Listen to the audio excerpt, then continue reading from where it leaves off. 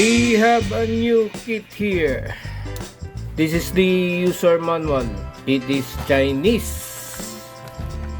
Ano na naman yan?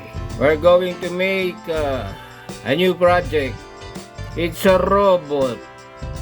PCB, gear motor, double tape, battery holder, wheels with rubber, wheels, cable tie,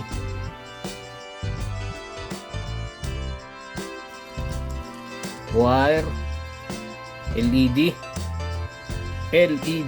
potentiometer, electrolytic capacitor, LM393, IC socket, light dependent resistor, transistor, screw, nuts, lots of resistor.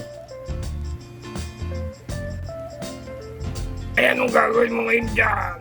We're going to assemble the kit.